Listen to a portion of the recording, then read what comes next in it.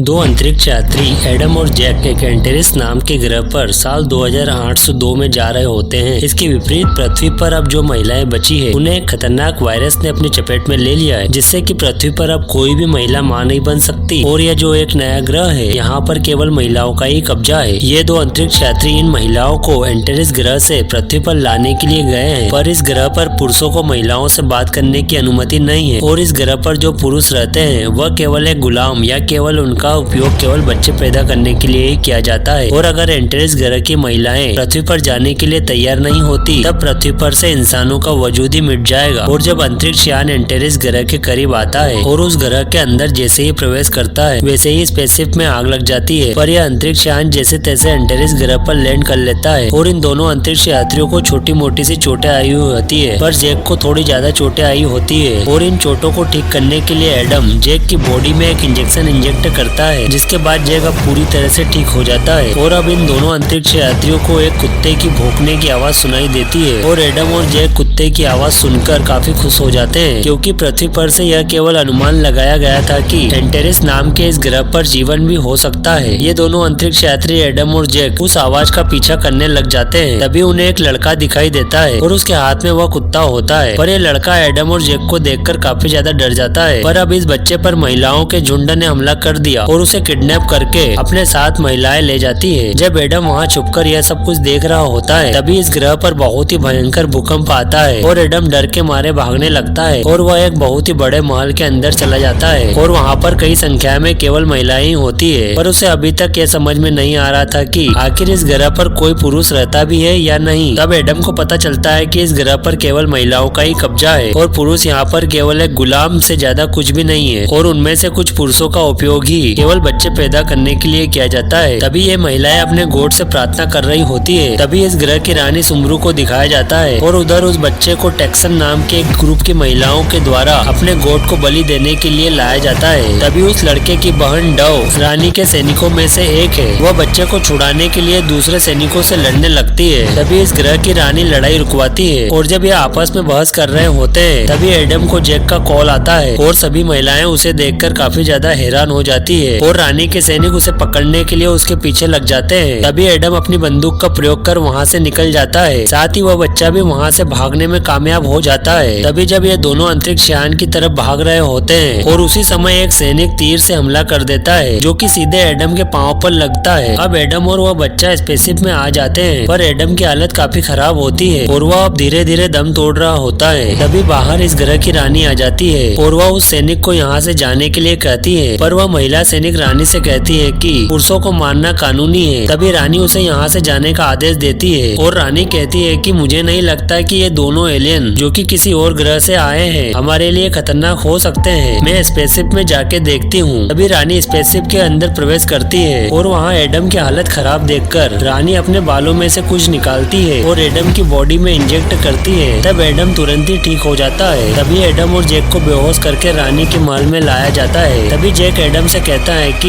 यह ग्रह अब मर रहा है और इसीलिए यहाँ पर भूकंप बहुत ही तेज आते हैं। अब ग्रह के पास केवल 2 महीने ही बचे हैं और यह ग्रह उसके बाद खत्म हो जाएगा। अब एडम को पूछताछ करने के लिए रानी के कक्ष में लाया जाता है और वह अपना नाम बताता है कि मेरा नाम एडम है और मैं पृथ्वी ग्रह से आया हूँ। और रानी को यह भी बताता है कि एंटेरिस ग्रह के लोग पृथ्वी ग्रह के वंशज है, जिन्हें 1000 साल पहले इस ग्रह पर भेजा गया था। उसके बाद 100 सालों तक तो उन्होंने यहाँ पर की गई खोजों की पृथ्वीवासियों को सूचना दी, पर एक बार अचानक उनका संपर्क पृथ्वी ग्रह से टूट गया और उस समय पृथ्वी पर एक बहुत ही खतरनाक वायरस ने अटैक कर दिया था और इसी कारण एंटेरिस ग्रह पर फंसे लोगों से उनका ध्यान हट गया और वह लोग इस ग्रह पर ही रह गए थे। तभी रानी यह सुनकर शौक में पड़ जाती है, पर वह एडम की बात मान लेती है क्योंकि रानी कहती है कि पूर्वजों ने पृथ्वी ग्रह नाम के बारे में उन्हें बताया है। फिर एडम रानी को बताता है कि यह ग्रह बहुत ही जल्दी मरने वाला है और केवल 2 महीने में ही यहाँ पर कोई भी नहीं बचेगा और उससे पहले ही इस ग्रह को खाली करना होगा। तभी रानी कहती है कि तुम पागल हो गए हो और रानी एडम की इस बात पर विश्वास नहीं करती और रानी एडम से कहती है कि तुम भी महिलाओं से बदला लेने के लिए आए हो, क्योंकि आज से 1000 साल पहले भी मर्दों ने महिलाओं के साथ ऐसा ही किया था। उसके बाद से महिलाओं ने सभी पुरुषों को बंदी बनाकर अपना गुलाम बना लिया और अब पुरुष केवल उनके लिए एक मजदूर है और उनमें से कुछ मजदूरों का उपयोग ही प्रजनन के लिए किया जाता है और अब तुम्हें भी यहाँ पर गुलाम बन के ही रहना पड़ेगा। तभी एडम रानी से कहता है है कि मेरी बातों का विश्वास करो, अब यह ग्रह बहुत ही जल्द मरने वाला है। तभी रानी द्वारा एडम को पीटा जाता है और एडम को अब बंदी बना लिया जाता है। तभी महिलाओं के एक और ग्रुप टेक्सन के द्वारा एडम को बंदी बनाने के लिए रानी के ग्रुप पर हमला किया जाता है और रानी के सभी सिपाहियों को मारकर एडम को पकड़ लिया जाता है और टेक्सन एडम को अपने ग्रुप में शामिल होने के लिए कहती है, पर एडम मना कर देता है और टेक्सन एडम पर हमला कर देती है और इन दोनों के बीच लड़ाई हो जाती है। इतने में रानी आ जाती है और टेक्सन को एक ही घूसे में ढेर कर देती है और अब रानी एडम को लेकर वहाँ से निकल जाती है। जब जैक, एडम और रानी यहाँ से जा रहे होते हैं तभी जैक और एडम इस ग्रह की स्थिति के बारे में बात कर रहे होते हैं और जैक एडम से कहता है कि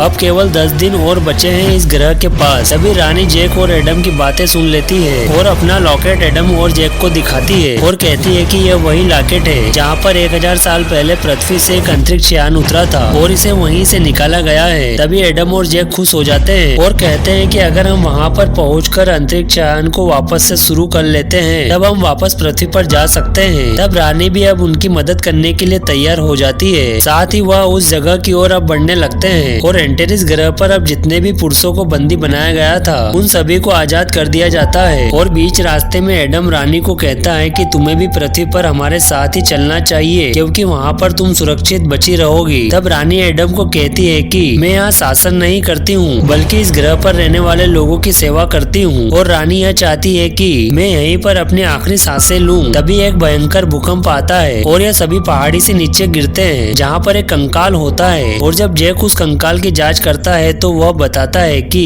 इस व्यक्ति की मृत्यु लगभग 900 साल पहले हुई थी और यह वही वर्ष है जब इंसान इस ग्रह एंटेरिस पर आया था। और वह यह भी बताता है कि यहाँ पर एक बहुत ही खतरनाक विस्फोट हुआ था जिसके कारण ज्यादातर पुरुष मारे गए थे। तभी रानी को पता चलता है कि जो उनका धर्म है वह एक झूठ पर बना हुआ है जिसमें बताया गया था कि सभी पुरुष खतरनाक और निकम्मे हैं। तभी रानी काफी उदास हो जाती है पर एडम रानी को मनाता है और वहाँ से आगे बढ़ जाते हैं और यह इस अंतरिक्ष यान तक पहुँच जाते हैं पर यह अंतरिक्ष यान चालू नहीं हो रहा था। तभी एडम और जैक काफी कोशिश करते हैं और जैक की लाख कोशिश करने के बाद इस अंतरिक्ष यान को चालू कर लेते हैं और यह अंतरिक्ष यान अब उड़ान भरने के लिए तैयार है। तभी रानी भी पृथ्वी ग्रह पर जाने के लिए राजी हो जाती है और अब अंतरिक्ष यान उड़ान भरने लगता है और आसमान में ऊपर की तरफ जा रहा होता है। तभी एंटेरिस ग्रह के सभी पुरुष उस अंतरिक्ष यान को देखकर काफी हैरान हो जाते हैं क्योंकि इससे पहले उन्होंने ऐसी कोई भी चीज नहीं देखी थी। तभी एडम को काफी बुरा लगता है और वह कहता है कि इन लोगों को ऐसे मरते हुए नहीं छोड़ना चाहिए। तब जैक एडम को बताता है कि अभी भी इस अंतरिक्ष यान में 500 लोगों को बैठने के लिए जगह है और जैक अंतरिक्ष यान को वापस से जमीन पर उतार लेता है और उन सभी को रानी कहती है कि अब हमारा ग्रह मरने वाला है और अब हम पृथ्वी नाम के ग्रह पर जा रहे हैं जहाँ पर हम सभी समान रूप से जी सकते हैं। तभी सभी लोग रानी की बात सुनकर काफी ज्यादा प्रसन्न हो जाते हैं और सभी लोग अंतरिक्ष यान में बैठकर वहाँ से पृथ्वी ग्रह के लिए उड़ान भर लेते हैं। दोस्तों वीडियो अच्छा लगा तो लाइक और चैनल को सब्सक्राइब करना ना भूलें।